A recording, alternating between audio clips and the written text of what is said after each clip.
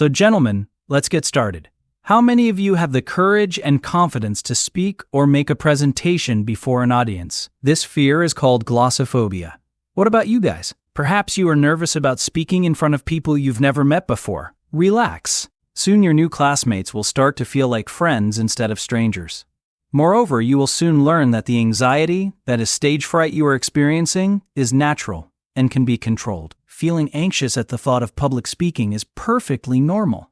You respond the same way you would to any stressful situation. Perfect, discreditable skeleton. Your body produces extra adrenaline. This is what makes your heart beat faster, your hands shake, and your knees feel weak. The good news is that you can learn to control your nervousness and make it work for you instead of against you. The first thing to do to control presentation anxiety is to control negative thoughts that will bring you down. Many speakers have negative thoughts before speaking in front of an audience.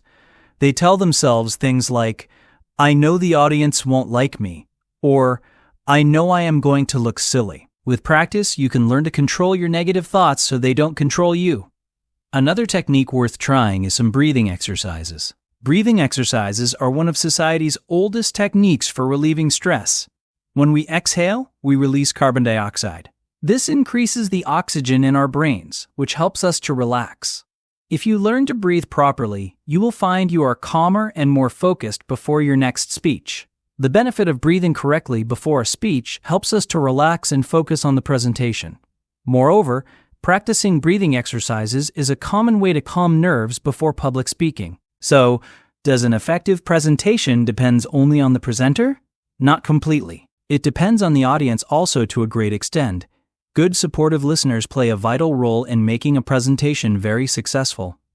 You can help other speakers control their presentation anxiety by being a supportive listener. Follow these suggestions. Show speakers you are interested in them and in what they are saying. Give them encouragement by listening attentively.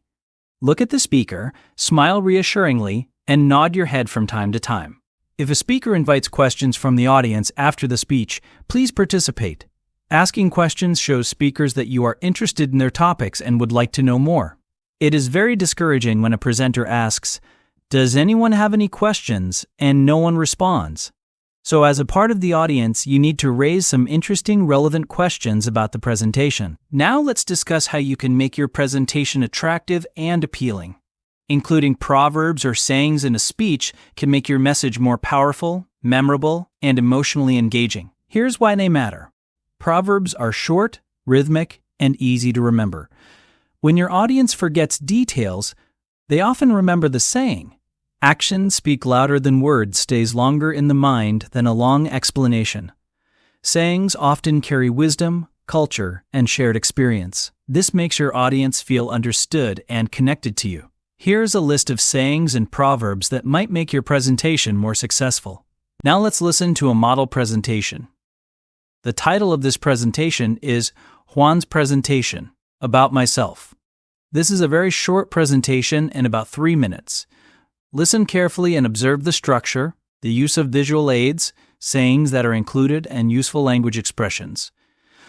Listen to Juan's model presentation. Pay attention to his use of visual aids.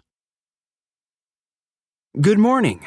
My name is Juan Manuel, but you can call me Juan. I'd like everyone to get to know me, so I am going to tell you some interesting things about myself. First, I will tell you a little about my background by explaining my first set of pictures. I'm originally from Bogota, Colombia, where I lived until I was 5. Then my family moved to the United States. We lived in New York City for 1 year, and then my father was offered a job in Miami. So we decided to strike while the iron is hot, and we packed up and moved to Florida. Now I'll tell you about my family. I live with my family in an apartment near the campus. My sister, Juana, is 15 years old. She loves to dance ballet. My mother, Marta, is a stay-at-home mom. My father, who is also Juan, is a chef in a seafood restaurant in downtown Miami. That's my family. Of course, I also have lots of aunts and uncles and cousins in Bogota, but that's a different story. Next, I will describe what my schedule is like. I currently go to school full-time and have a part-time job on the weekends. My major is art, and this semester I'm taking classes in art history, photography, math, and English. On Saturday and Sunday, I work as a waiter in the same restaurant as my father. Bit by bit, I'm saving to buy a waterproof camera. In my free time, I have a few hobbies. I'd really like to tell you about those. I like to read murder mysteries. Also, I play the drums with my friends, and I like to go sailing and fishing with my dad. We usually go to Key Largo to fish for grouper and snapper. Now that you know about my hobbies and special interests, let me tell you about my future goals and dreams. My dream is to become a famous underwater photographer and travel around the world photographing sea life. I also want to have 3 sons and a golden retriever and marry my girlfriend. Oops, I put the cart before the horse. I meant to say that I would like to marry my girlfriend and have 3 boys after we are established in our careers. Now you know a little about my background, my family, my daily life, my hobbies, and my future goals. Thank you for listening to my speech about myself. Does anyone have any questions?